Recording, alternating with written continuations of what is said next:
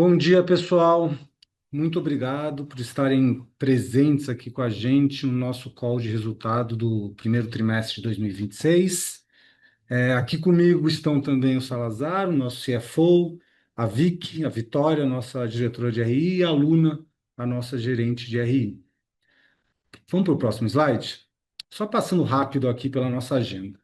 Então, como sempre, eu começo falando aqui dos principais destaques do início desse ano, de como a gente está caminhando com as principais iniciativas estratégicas do grupo, e depois eu passo a bola para o Salazar para ele entrar mais em detalhes na parte da performance financeira. E aí, finalmente, a gente vai abrir para a nossa sessão de perguntas e respostas. Então, vamos lá. Vamos falar sobre os principais destaques desse primeiro trimestre. A gente começou 2026 bem animado, na verdade, né? Muito animado com a forma com a qual a gente se preparou para capturar as oportunidades desse ano, que é um ano tão especial para a gente, né? É um ano de Copa do Mundo.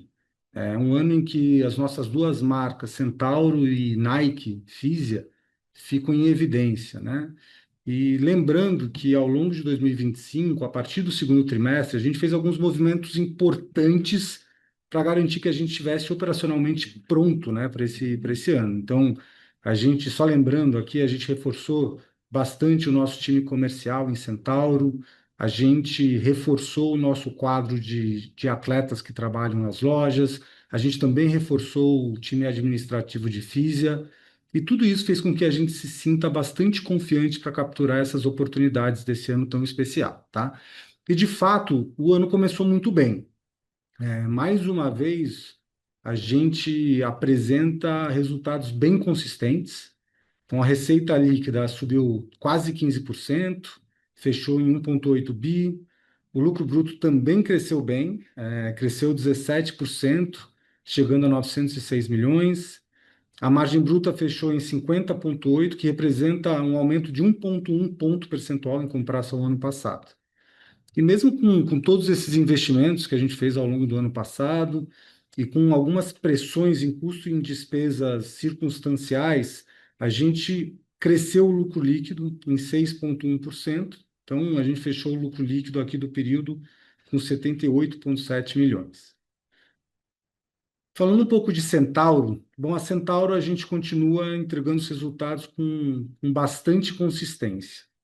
Mais uma vez, a receita líquida cresceu double digits, né? Cresceu 13,3%, com same store de 15%. Os dois canais cresceram bem, as lojas cresceram 14,2% e o GMV do digital cresceu quase 21%. Vale destacar também aqui foi o quanto que a gente fechou de margem bruta. A gente fechou com uma margem bruta bastante saudável de 51,3%. Então, tudo isso mostra quão assertivo a gente está sendo com a escolha do portfólio, isso mostra que a gente continua crescendo com disciplina e bastante rentabilidade. Fisia também teve um trimestre muito bom. A gente começa o ano apresentando um crescimento em todos os canais, né? O canal de atacado, sem dúvida, foi o canal que mais se destacou. Então, esse trimestre, o canal cresceu quase 50%, né? Cresceu 48%, muito impulsionado, sim, por Copa e pelos novos clubes que a Nike passou a patrocinar. Mas os canais diretos também apresentaram um crescimento sólido, né? As lojas cresceram 16,4% e o digital cresceu 15,4%. Então, ao todo, a Fisia cresceu 26% em receita líquida nesse trimestre. E aí, finalmente, para fechar esse slide de destaques, é importante dizer que a gente segue comprometido com o nosso plano de modernização de lojas. A gente tinha reformado 9 lojas no ano passado, e nesse trimestre a gente terminou 12 projetos de reforma, de revitalização. Então, ao todo, já são 21 lojas de cara nova. Então, daqui a pouco eu entro um pouco mais em detalhes sobre isso, tá? Vamos para o próximo slide. Bom, acho que o grande destaque do trimestre foi o tão esperado lançamento das camisas oficiais da seleção brasileira, né? De novo, esse é um momento muito importante para a gente, muito especial, porque Centauro e Nike ficam muito em evidência, né? A Nike, naturalmente, por ser a patrocinadora da camisa da seleção brasileira, da CBF, e a Centauro porque é o canal de distribuição mais relevante de produtos da Copa. Então, a gente lançou a camisa azul no dia 12 de março, e foi um lançamento bem especial, porque foi a primeira vez que a marca Jordan patrocinou, fez uma parceria com uma federação. Ela já tinha uma parceria com o PSG, mas foi a primeira vez que ela fez uma parceria com uma federação. E nada melhor para a marca do que estrear na Copa do Mundo, né, estampada na camisa da seleção mais vitoriosa do torneio. No dia 22 a gente lançou a amarelinha, né? A camisa ficou linda. O design foi inspirado nos uniformes mais clássicos, né? Ela está mais clássica, só que com uma tecnologia nova, né? Mais respirável, o caimento está muito bacana. E, e é claro que os números do primeiro trimestre ainda não contam, né, a história da Copa do Mundo. A Copa do Mundo realmente acontece no segundo trimestre do ano, principalmente em junho, mas a gente ficou bastante animado com os números que a gente viu no lançamento, muito alinhados com as nossas expectativas, né? Mas, de novo, é no segundo trimestre que a Copa realmente acontece. E a gente segue aqui completamente focado para garantir que a gente executa muito bem o plano que a gente vem fazendo há mais de um ano. Bom, vamos falar agora um pouco de Centauro. Bom, na Centauro o clima é de confiança, né? A Centauro vem entregando resultados consistentes ao longo dos últimos trimestres. Todas as iniciativas que a gente começou a lançar mão a partir do segundo trimestre do ano passado vêm surtindo efeito.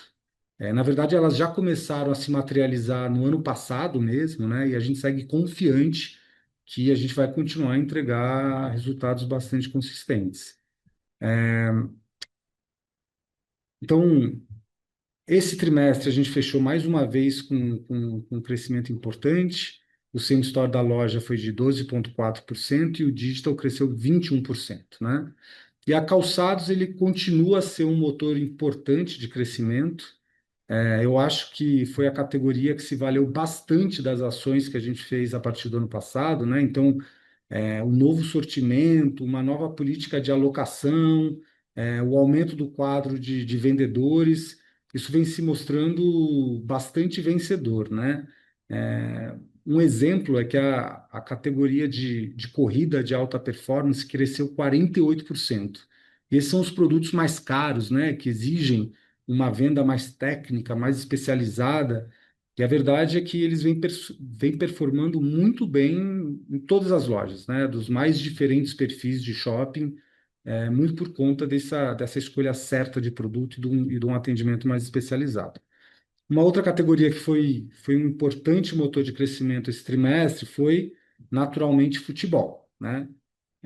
Embora a gente tenha lançado as camisas oficiais no final de março, ou a partir da segunda quinzena de março, as lojas da Centauro já estavam respirando Copa desde o início do ano, né? Então, a gente desenvolveu esse ano uma linha de licenciados de CBF incrível, né? Então, se você vai à loja hoje, você vai ver um portfólio bastante amplo de produtos licenciados que atingem uma faixa de preço mais da base da pirâmide.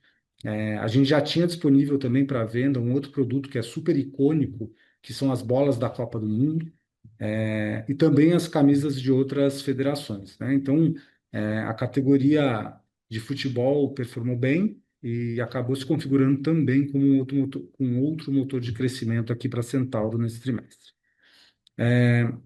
Nesse trimestre, a gente também começou a pilotar a nossa nova estratégia de expansão da malha logística, né? Hoje, o abastecimento de todas as lojas, assim como o fulfillment do digital, ele é feito de um único CD que fica localizado em Extrema, e a ideia é que no futuro a gente aproxime mais o estoque dos centros consumidores, né?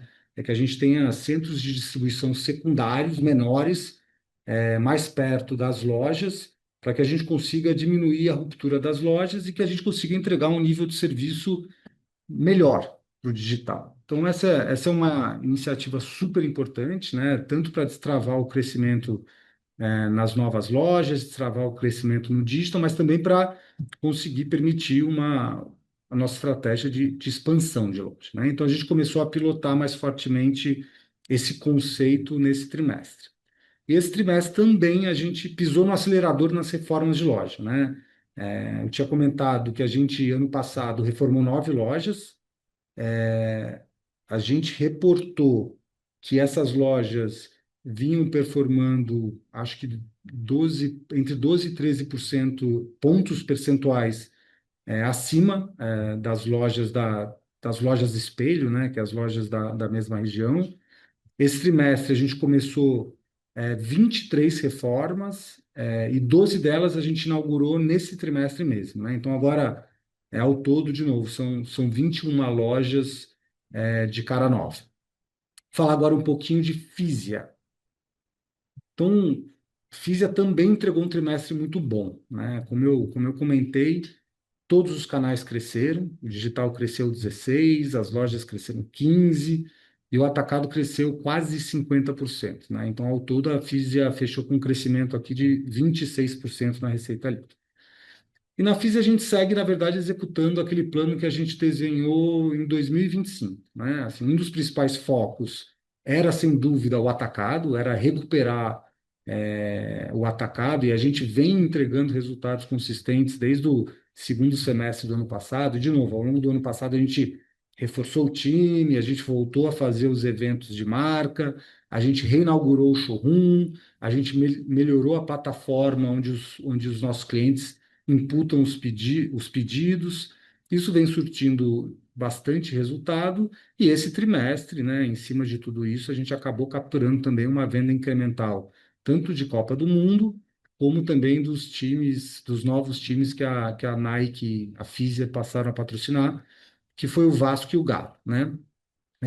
A gente também falou muito da categoria de corrida, né? A categoria de corrida é uma categoria muito importante, é o DNA da marca. E no ano passado, a gente fez um reset, completo do portfólio de corrida, né? Então, é, a gente falou muito sobre essa linha de road running, né? Que tem aquelas três principais franquias, que é a Vomero, o Pegasus e o Structure. E esses produtos vêm performando muito bem, essas novas franquias vêm performando muito bem, toda a categoria vem performando muito bem e tem sido um motor de crescimento de todos os canais. Tá? E aí a última categoria era futebol, né? Presença no futebol é um fator muito importante para a construção de qualquer marca esportiva, né? E aqui no Brasil, ano passado, a gente fez alguns avanços bastante importantes, né? Então, a gente renovou o nosso contrato de patrocínio com o Corinthians e a gente assinou dois novos clubes, né? O Vasco e o Galo. E esse ano é um ano de Copa do Mundo, então eu acho que é um ano muito importante para consolidar todos esses avanços estratégicos que a gente fez no ano passado também. Bom, agora eu vou passar a bola para o Salazar, para ele entrar mais em detalhe na parte financeira, nos resultados financeiros. E você, Salazar? Obrigado, Gustavo. Bom dia, pessoal. Estamos passando aqui para o detalhe aqui financeiro. A gente vê aqui na Centauro, né, um resultado, repetindo um pouco o que o Gustavo falou, bastante sólido, uma margem bastante saudável, né, em torno aí de 51,3%, um crescimento de receita de 13,3%. Destaque para futebol, né, impulsionado aí pelas vendas da Copa e também do Vasco da Gama. Um destaque de 22,3% de crescimento em calçados também. Um outro ponto importante que a gente monitora bastante, né, é quantidade de itens vendidos, né? Então a gente vê também um crescimento de itens vendidos, né? Então essa questão específica do que a gente chama aqui internamente de destrava, né? De fato, a gente vê um crescimento não só nominal, né, de preço, mas também de número de itens vendidos. Então a gente está bem satisfeito aí com a performance de lojas nesse primeiro trimestre. O digital também um crescimento bastante sólido, em torno de 10,1%, mas mais importante, né, o que a gente transaciona dentro da plataforma teve um crescimento maior que isso, né? Então a gente teve um crescimento de GMV de 20,8%, né? Ou seja, a gente também está conseguindo expandir a nossa, a nossa capacidade operacional e trazer mais parceiros e vendendo mais itens e mais produtos de parceiros. Também o futebol é um destaque, claro, né? Já impactado pelo lançamento da camisa da seleção brasileira, apesar de um pouco tempo, e também pela camisa do Vasco da Gama. A gente tem um crescimento de tráfego, crescimento de itens vendidos também e crescimento de ticket médio, né? Então a gente é, é, ficou bem satisfeito com o resultado da companhia Centauro nesse trimestre. Lembrando que a gente havia começado esse processo de alavancagem das vendas da companhia da Centauro, principalmente no segundo trimestre de 26, e a gente agora completa um ano completo de destrava, né? Mostrando que realmente a gente conseguiu, nesse período, potencializar as vendas da Centauro, né? E nos dois canais. E a margem bruta, eu acho que são ajustes finos, né? Um crescimento de 50,7% de margem para 51,3%. São ajustes finos, né? De melhor a alocação de produtos, menos descontos. Obviamente que a camisa da seleção brasileira, ainda que pequena, a participação ajuda um pouco, mas o principal é que a gente tem conseguido manter uma margem saudável aí em Centauro. Então, sob o ponto de vista de lucro bruto de Centauro nesse primeiro trimestre, a gente ficou bem satisfeito com a performance da operação.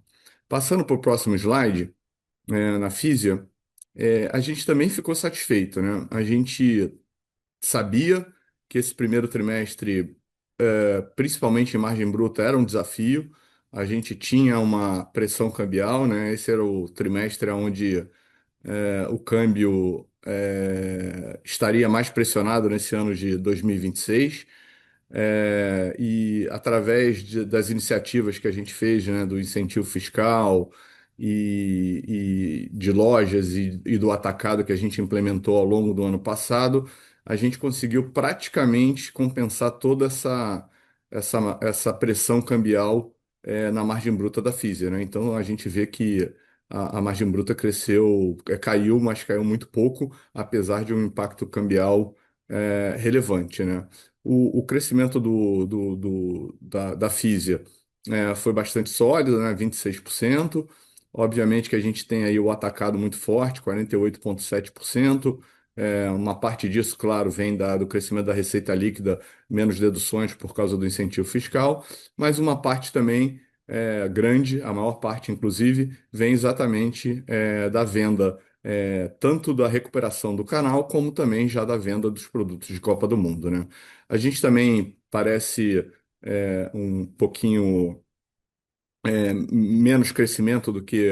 Parece não é menos crescimento do que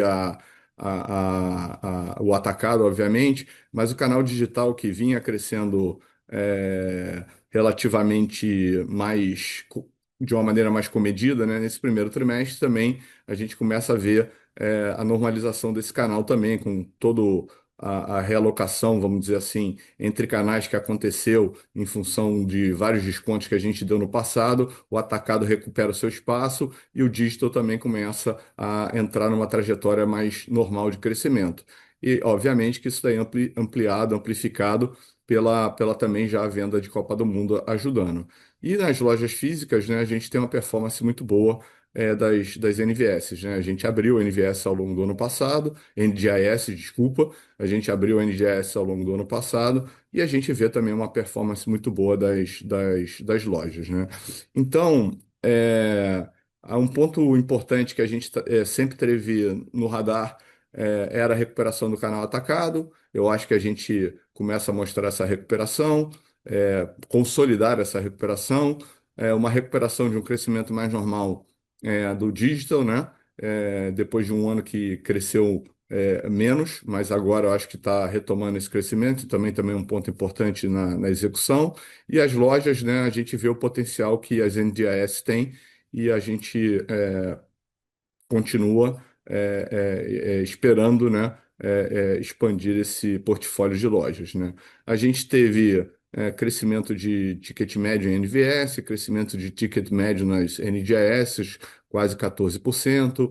O digital teve, obviamente, um crescimento muito forte em futebol, 30% de crescimento em corrida, só para reforçar e para dar números para aquele ponto que o Gustavo falou, do core da Nike, né, do DNA da Nike, 7,8% em casual, e o atacado com crescimento muito bom, uma recuperação bastante sólida aí, já são quase 3 trimestres seguidos de crescimento no atacado. Então, foi um trimestre, sob o ponto de vista de vendas, bastante interessante tanto para a Fisia como para a Centauro. E a margem, como eu já antecipei, vou passar de novo rapidamente. A gente fez todo o esforço possível aqui para compensar esse impacto cambial com um incentivo fiscal. E, obviamente, que na margem bruta a gente praticamente compensou isso. E, claro, sempre lembrando que quando a gente vai lá para a margem líquida, esse incentivo fiscal ele é não tributado, portanto, posso dizer que de uma maneira geral a gente conseguiu compensar, olhando o P&L da companhia como um todo, a gente conseguiu compensar esse impacto negativo no primeiro trimestre com esse com a implementação dos incentivos fiscais. Passando para o próximo ponto, a gente vê o consolidado do grupo, né? Eu vou passar um pouco mais rápido aqui, porque a gente basicamente já explorou isso aqui nas unidades de negócio, mas um crescimento em torno aí de 15% de receita tri contra tri. Acho que tanto o Gustavo quanto eu, a gente já deu uma explicada boa aí nos principais vetores que levaram a esse crescimento. E no lucro bruto também a gente teve um crescimento de 17,3%, uma margem bastante saudável em Centauro, uma margem bastante saudável em Fisia também, sendo compensada pelo incentivo fiscal, o impacto cambial sendo compensado pelo impacto, nossa senhora, o impacto cambial sendo compensado pelo incentivo fiscal. Deu uma enrolada aqui agora.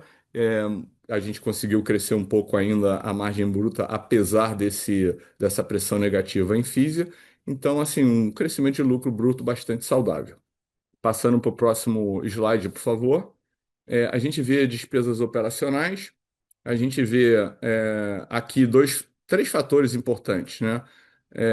Em pessoal, sem dúvida nenhuma, a gente tem, do mesmo jeito que a gente teve um impacto positivo na venda de Centauro em função do plano de Strava, esse era o trimestre que ainda não tinha a comparação com o reforço de pessoas em lojas que a gente fez, né? Então a gente tem um crescimento dessa despesa, absolutamente natural. Porém, eu diria que. E também a contratação das novas lojas que foram inauguradas após o primeiro trimestre de 25, né?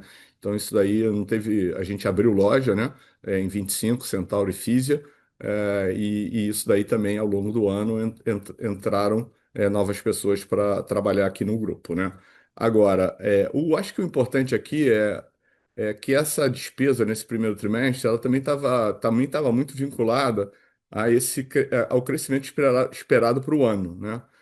A gente teve uma sazonalidade de royalties, uma mudança na sazonalidade de royalties, porque quando a gente começou o ano de 2025, o primeiro trimestre a gente ainda não tinha lançado o plano de Strava.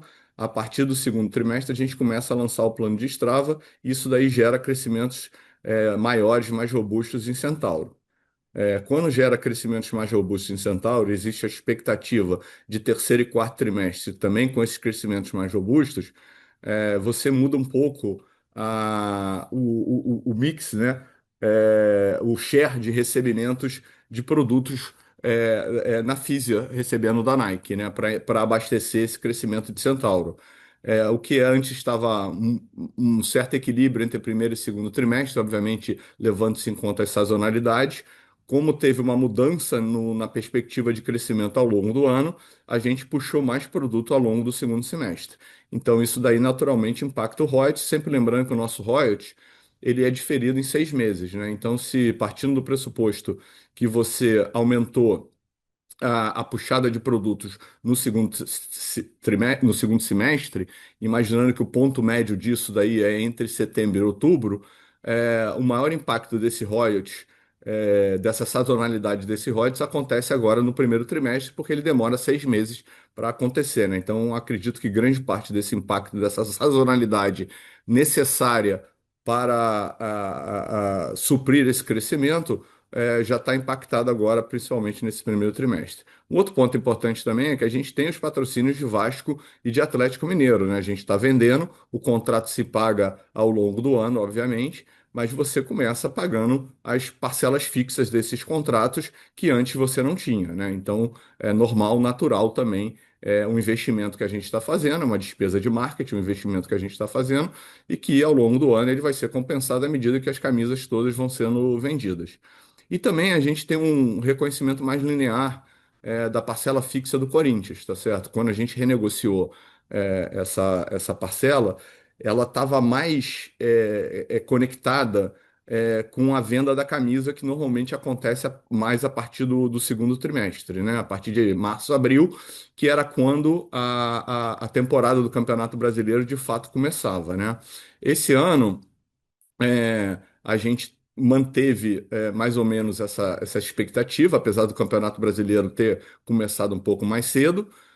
Porém, as despesas fixas desse contrato, elas foram mais equilibradas ao longo do ano. Então, houve um shift, né, uma mudança das despesas que estavam mais concentradas em 9 meses e passaram a estar mais distribuídas em 12 meses, né? Então, esse daí foi o outro impacto. Então, eu acho que não teve jeito. A gente, para crescer, a gente teve que fazer alguns investimentos. Esses investimentos se refletem em CapEx propriamente dito e também nessas despesas que eu mencionei anteriormente. Não tem jeito, se você quer vender, crescer em 26, você tem que trazer mais produto. Se a Centauro está crescendo mais, você tem que trazer mais produto. Se você investiu em novos clubes, você tem que pagar o marketing para eles, né, despesas fixas. Então a gente acredita que tudo isso é uma consequência benéfica desse investimento que a gente está fazendo, né? Você vê no primeiro momento esse impacto sazonal aqui no primeiro trimestre, mas depois você vê os retornos desses investimentos ao longo do ano, principalmente através das vendas das camisas e as vendas dos produtos propriamente ditos, tá certo? Obviamente também não posso esquecer de mencionar que no segundo trimestre e no segundo semestre do ano passado, a gente começou a trazer produtos de Copa do Mundo também, impactando também da mesma maneira os royalties nesse primeiro trimestre, tá? Então, acho que isso daí resume um pouco aí, acho que tirando esses pontos específicos, existe um controle muito grande de despesas e a companhia está pronta aí para, à medida que for crescendo, conseguir a tão sonhada alavancagem operacional do varejo, tá bom? Acho que esse é um ponto importante. Passando para o próximo slide, aí é mostrando, né, o EBITDA nominalmente em linha, né, com uma margem EBITDA um pouco pior em função desses pontos que eu mencionei anteriormente, e o lucro líquido a gente conseguindo compensar muito desse impacto aqui no EBITDA, né, da desvalorização cambial principalmente, reduzindo a alíquota efetiva através do fato de que o incentivo fiscal não paga imposto de renda, né? Então, isso daí ajudou, sem dúvida nenhuma, a gente ter um crescimento de lucro e a compensar esse impacto cambial que a gente teve. E para isso, a gente tem que olhar o P&L inteiro da companhia até a margem líquida. Passando para o próximo slide.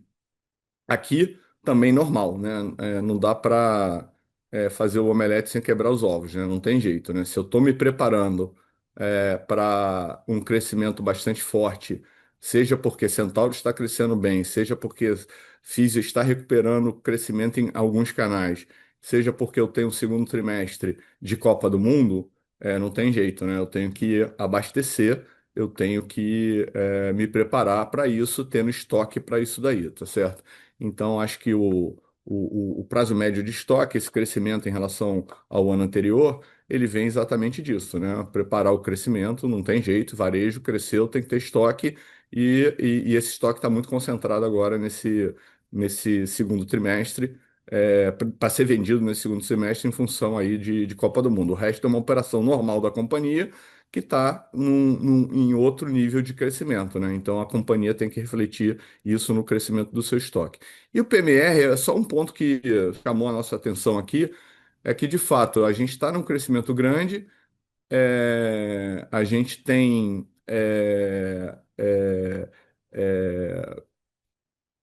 tá preparado para esse crescimento e a gente, sem em função disso, para ter esse crescimento, os clientes estão pedindo mais prazo, né? Isso aí pode ser um pequeno reflexo de economia, o que seja, mas a gente de fato teve esse crescimento do PMR. A gente está tomando algumas ações aqui, reduzindo o número de parcelas em alguns canais, fazendo um nível de parcela mínima diferente para diferentes tipos de loja, né? Para a gente garantir que numa loja, eventualmente num lugar mais abonado, como o Iguatemi, por exemplo, a gente não precisa ter um prazo de pagamento tão longo.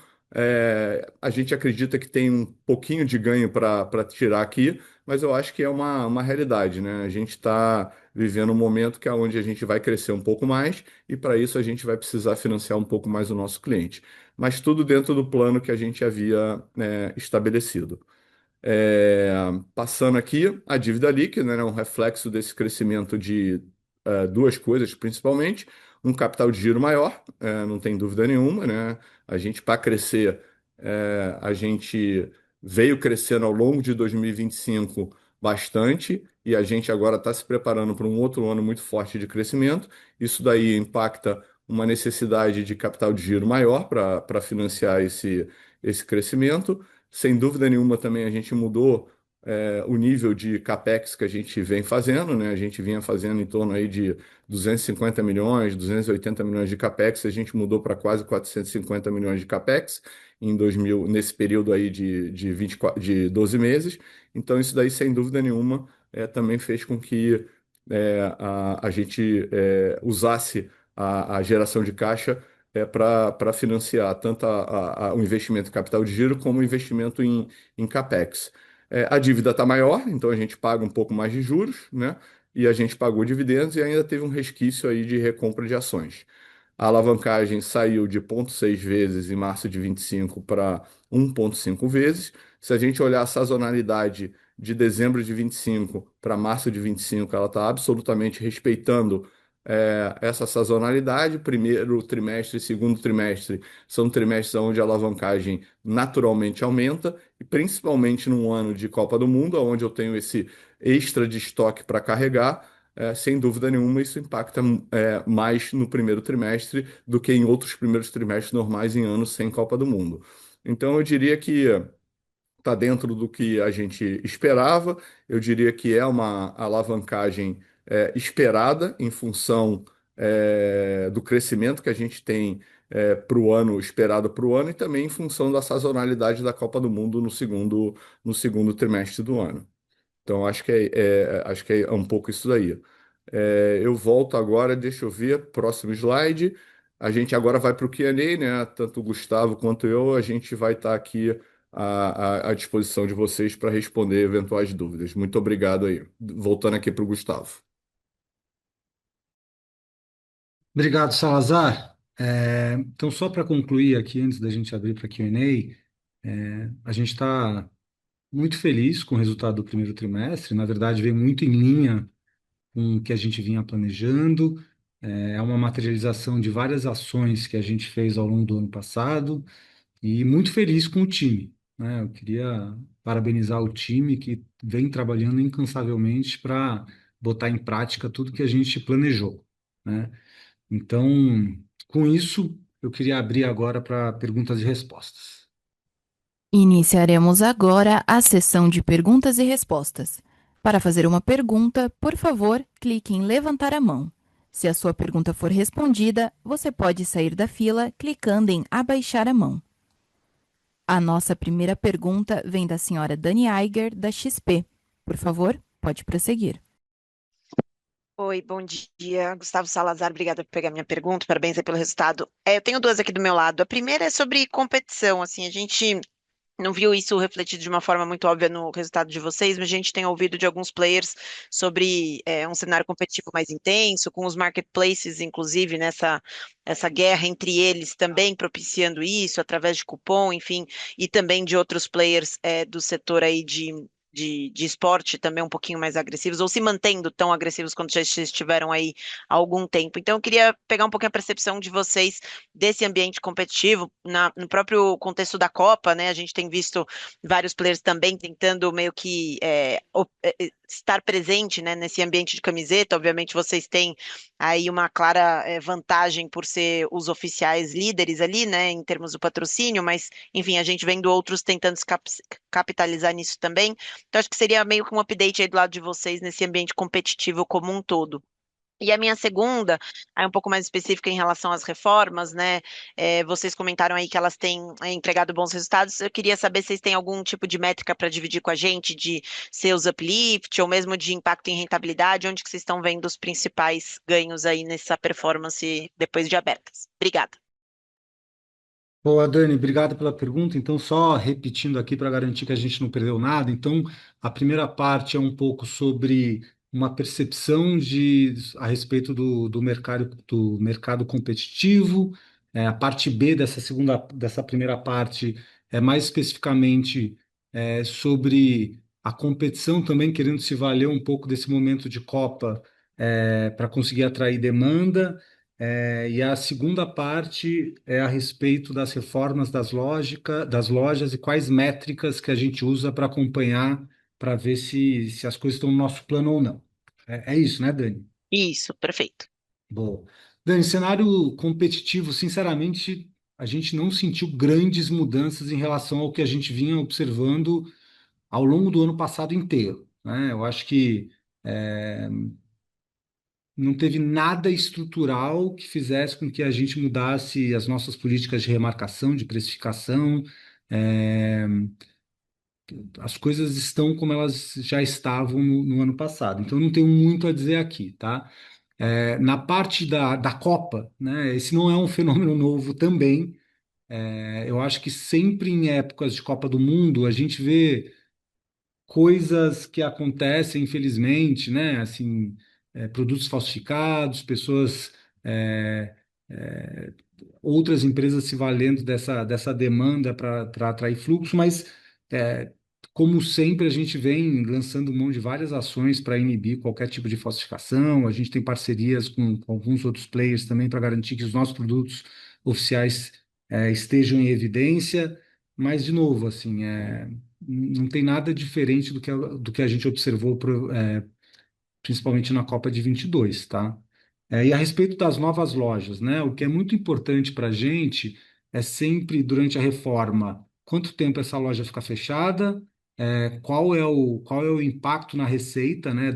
Lembrando que agora a gente não está fechando, na maioria das vezes a gente não está fechando a loja, a gente primeiro a gente fecha a parte de autosserviço e reforma essa parte, depois a de calçados, reforma essa parte para tentar impactar pouco, né, as vendas. Então a gente vê quanto tempo a reforma dura, quanto que ela impacta a venda, qual é o CAPEX por metro quadrado de cada uma das reformas, e aí depois qual que é o sales uplift, levando em consideração as lojas espelho, né, que a gente escolhe um pool de lojas da mesma região para ver se de fato a performance depois da reforma está se mostrando encorajadora. E o que a gente tem visto até agora é que os resultados estão bastante alinhados com as métricas que a gente definiu como sucesso, tá? Salazar, não sei se você quer entrar aqui para complementar. Não tem nada a adicionar, é isso aí. Tá claro, muito obrigada. Nossa próxima pergunta vem do senhor Eric Huang, do Santander. Por favor, pode prosseguir. Bom dia, pessoal. Obrigado por pegar nossas perguntas. Do nosso lado, acho que principalmente sobre margem bruta, né? Acho que principalmente na Fisia aí foi uma surpresa positiva. Acho que a pressão já é bem menor. Então, só entender um pouco mais como que a gente pode pensar para a dinâmica aqui ao longo desse ano, né? Em termos assim, acho que de recuperação. Acho que o câmbio vai deixando ao longo do ano, né, de ser um impacto negativo. E ainda nesse ponto, quando a gente olha para né, nos comentários, vocês colocam que especificamente no atacado ali, teve algumas condições comerciais um pouco mais diferenciadas para grandes clientes, né? Então, só entender um pouco, talvez, assim, magnitude de quanto, talvez, desse impacto de margem no trimestre veio disso, acho que só para ajudar a gente também a pensar um pouco melhor como que a gente deveria olhar para a margem bruta e se essas condições são realmente pontuais desse trimestre ou se é algo que talvez pode se carregar um pouco mais para frente. Obrigado.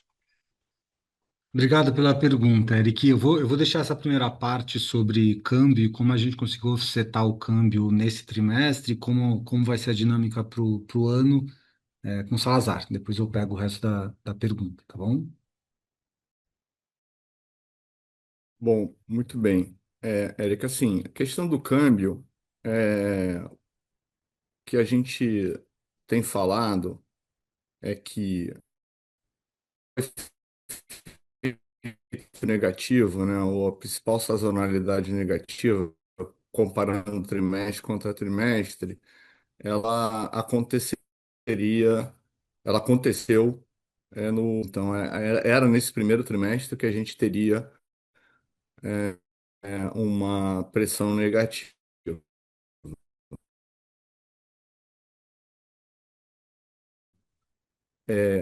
O segundo, a gente vê, eventualmente a gente vê principalmente em Centauro, é, um possível situação positiva em função da venda da camisa da seleção brasileira. No terceiro e no quarto trimestre, aí sim a gente começa a sentir os efeitos de um câmbio mais favorável, né? Então, obviamente eu não posso entrar aqui em detalhes de tamanho desse impacto, né? Mas sem dúvida nenhuma, a partir do terceiro e do quarto trimestre em Fisia, a gente tem uma perspectiva de um impacto positivo em função da queda do câmbio. Eu acho que em termos de sazonalidade, Eric, eu acho que em termos de impactos ao longo dos trimestres, eu acho que é mais ou menos isso que vai acontecer com a companhia. Boas, deixa eu só entrar aqui, Salazar, que a sua internet deu uma oscilada, então não sei quão bem o Eric conseguiu capturar a sua resposta, então eu vou tentar resumir ao máximo, e aí você fica à vontade de pular, agora que sua internet está mais estável. Mas, basicamente, a dinâmica do câmbio é tal que a gente foi mais pressionado no primeiro trimestre, vai ser um pouco menos no segundo trimestre, e aí no segundo semestre que o câmbio começa a jogar a nosso favor um pouco em relação ao que a gente viu no ano passado. Não dá para a gente falar em ordem de grandeza, né? Quanto que isso representa, mas eu acho que essa é a dinâmica que a gente espera para o ano, né?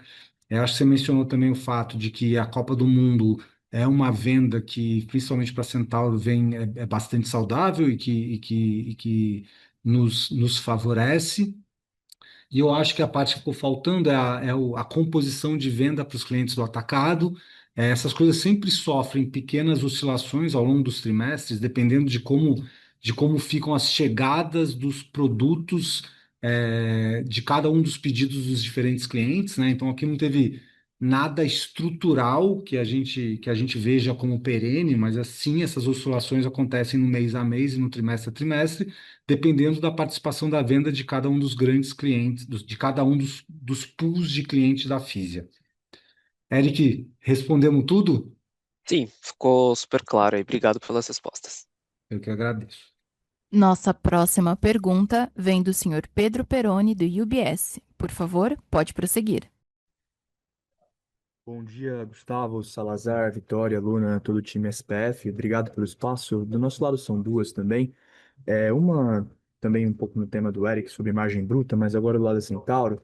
Foi uma margem que veio ali um pouco acima das nossas expectativas, então a gente queria, por favor, tentar entender quais são se vocês puderem compartilhar um pouco mais dos drivers dessa melhora no trimestre.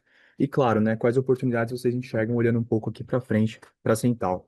E uma outra pergunta, em segundo lugar, do lado de capital de giro, né? Pensando principalmente como a gente pode imaginar essa dinâmica evoluindo daqui para frente, né? Como imaginam também atrelada a capital de giro, consequentemente consumo de caixa e alavancagem da companhia para o restante do ano.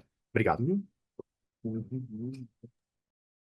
Fala, Pedro. Obrigado pela pergunta. Então, eu vou só repetir aqui para garantir que a gente responda as perguntas certas. Então, a primeira parte é em relação à margem bruta da Centauro, né? Ela apresentou uma margem bruta melhor nesse primeiro tri em relação ao tri passado. E eu só queria entender se existem drivers e como eles devem se comportar going forward. E a segunda parte é a respeito da dinâmica de capital de giro, de como isso deve, mudar ou continuar seguindo adiante, né? É isso, né? Perfeitamente, Gustavo. Boa. Uma parte de margem bruta da Centauro, que nem o Salazar falou, foram ajustes finos, né? Não teve nada estrutural que fizesse com que a margem da Centauro mudasse de patamar, né? A gente começou o ano com um percentual de estoque novo, bastante saudável, né? E a gente tem, de fato, uma diferença de margem bruta dependendo diretamente relacionada à idade do estoque. Então, a gente chegou com estoque bastante bem distribuído nas lojas, com um percentual de estoque novo bastante alto, o que nos permitiu girar esse estoque com uma margem bruta bastante saudável, né? O digital também conseguiu preservar bem as margens brutas e teve também ajuda de itens da Copa, né? Então, quando a gente pega essa linha de licenciados, essa linha de bordas, são produtos que giram sem remarcação tradicionalmente, né?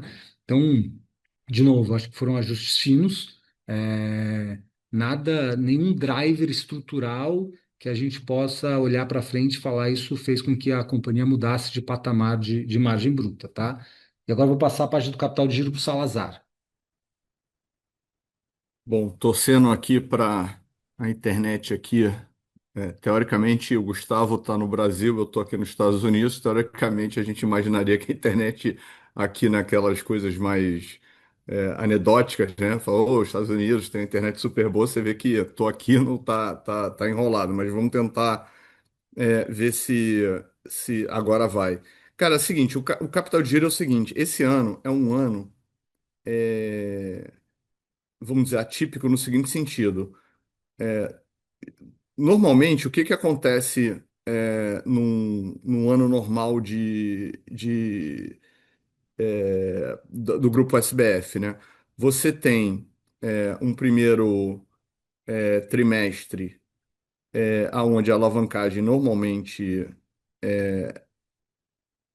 aumenta, depois você começa a ter um trimestre onde a alavancagem normalmente diminui no segundo trimestre.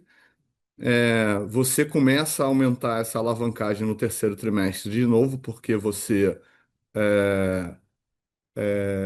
se prepara para o Natal, e aí no quarto trimestre você reduz um pouco essa alavancagem, porque a gente tem as vendas do Natal e tem as compras do Natal que são pagas no primeiro trimestre, né? Então, isso daí normalmente é a vida normal da companhia. Esse ano especificamente, a gente tem a Copa do Mundo no segundo trimestre, tá certo? Então, isso faz com que o primeiro trimestre tenha uma alavancagem mais natural, maior, né? Porque você está comprando mais estoque para um evento que normalmente não acontece, tá certo? E aí, no segundo trimestre, que teoricamente você deveria diminuir a alavancagem sazonalmente, imaginando um ano normal, num ano de Copa do Mundo, você já começa a entrar no segundo semestre com a venda da Copa do Mundo, obviamente que isso daí vai te ajudar a reduzir, entre aspas, essa alavancagem, mas ao mesmo tempo você já sai de um grande evento e já começa a entrar para o outro grande evento, que é exatamente o final do ano, o segundo semestre, aonde sazonalmente isso daí é mais forte, né? Sazonalmente, historicamente, é mais forte. Então, isso aliado ao fato também de que a gente esse ano vai estar investindo um volume razoável de recursos também, em função de reformas, em função de CDS, em função de abertura de lojas, em função de TI, essas coisas todas que a gente vai fazer, né? Então, eu acho que a dinâmica de capital de giro, ela vai seguir esse padrão da companhia, influenciado única e exclusivamente por esse evento que acontece no segundo trimestre, que faz com que a gente fique um pouco mais pressionado o ano inteiro no capital de giro, mas de maneira que a gente deva manter o nível de alavancagem da companhia num patamar absolutamente saudável, tá entendendo? Então, eu acho que essa é a dinâmica. A gente está fazendo coisas pontuais no contas a receber para tentar reduzir, né, essa necessidade de financiamento que os clientes estão pedindo. O contas a pagar, ele também é natural, sazonal, essa queda no prazo de pagamento no primeiro trimestre, depois ele tende a voltar à normalidade dele, tá certo? E aí a gente entra nessa dinâmica de estoque que a gente tem esse evento Copa do Mundo que faz com que um ano normal seja um pouquinho diferente para a gente em função dessa demanda de capital de giro, desse crescimento extra que a gente não tem normalmente. Então, eu acho que essa é um pouquinho do detalhe que eu tenho para dar para você, Pedro. Não sei se a internet ficou boa agora. Não, deu para pegar certinho. Super claro, Salazar, Gustavo, obrigado. Nossa próxima pergunta vem do senhor Renan Sartório, do Safra. Por favor, pode prosseguir. Ó, bom dia, gente, tudo bom? Parabéns pelo resultado. Bom, queria dar um follow-up aí nessa questão de estoque, né? Bom, dado o estoque elevado, como você falou, vai depender de uma venda forte ao longo do ano para a normalização dessa linha, né? Então eu queria saber agora como é que vocês estão vendo a demanda e as vendas dos meses mais recentes e também como é que estão as expectativas para o resto do ano, se continua tudo dentro do esperado.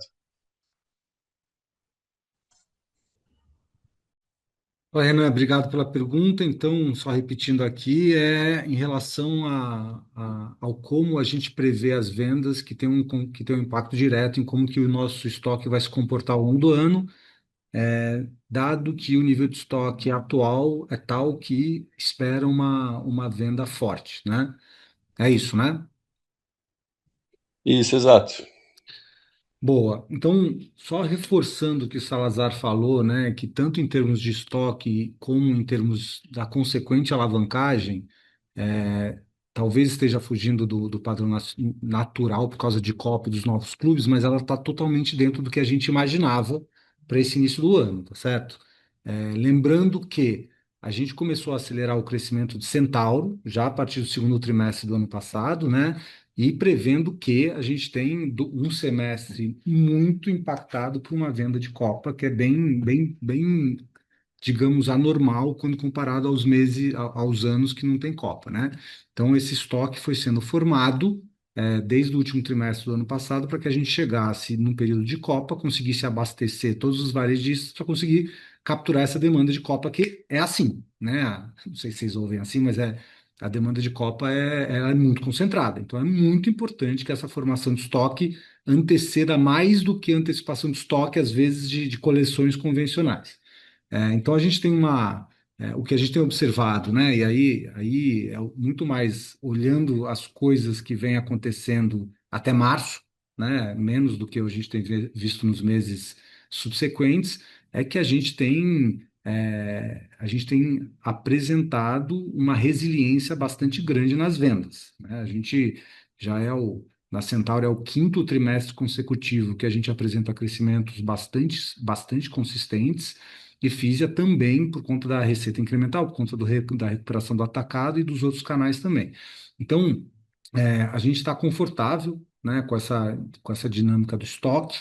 Lembrando que a Centauro ela tem uma dinâmica que ela consegue gerenciar o recebimento do estoque, fazendo com que ele se comporte de certa forma como a venda, né? Então, a indústria que traz esse estoque, a Centauro, claro, da maneira mais responsável, em parceria com as marcas, ela consegue ajustar os recebimentos para se ajustar ao perfil de venda do ano, e a Fisia a gente vem já desde 2023, acho que adotando uma política mais conservadora de compra de produto. O ano passado foi um ano bastante importante de redução do estoque obsoleto, então Fisia a gente vê um estoque bastante saudável, né? Então a gente não consegue antecipar eventuais problemas com estoque ou impacto na dinâmica de capital de giro. Salazar, você quer complementar alguma coisa? Não, acho que é isso aí mesmo, Gustavo. Tá nada a acrescentar. Perfeito, obrigado, gente. Nossa próxima pergunta vem do senhor Felipe Rached, do Goldman Sachs. Por favor, pode prosseguir. Oi, bom dia pessoal. Obrigado por pegar minha pergunta. Eu queria explorar um pouco mais a dinâmica de despesas. Ficou muito claro que o efeito positivo que o reforço dos times teve em vendas, né? Eu entendo que grande parte do aumento dessas despesas elas estão relacionadas a reforços estruturais para suportar o crescimento atual e futuro, né? O que acho que seria interessante entender, dentro do que vocês puderem compartilhar, é para a gente tentar quantificar um pouco mais o tamanho desses investimentos para entender um pouco melhor como a gente deveria pensar na dinâmica dessas despesas e o potencial de diluição a partir do próximo trimestre, quando elas fazem aniversário, né? Então, se vocês puderem passar de mais detalhes sobre isso, seria interessante.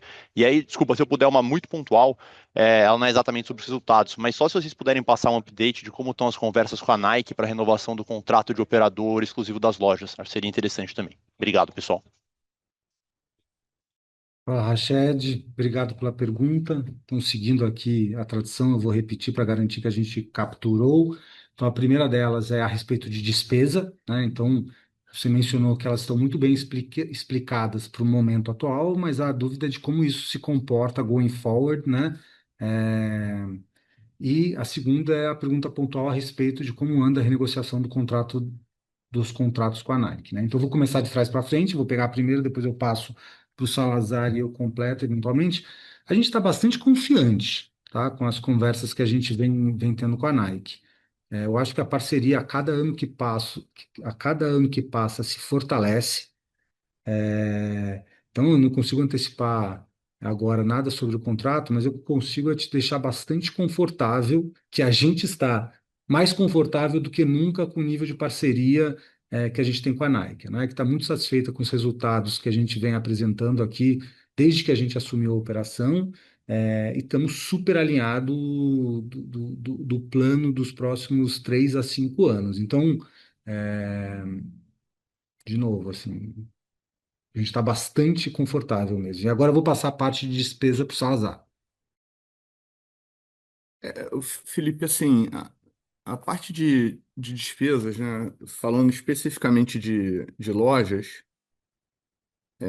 a gente fez o que a gente tinha que fazer, né, nesse ano que passou.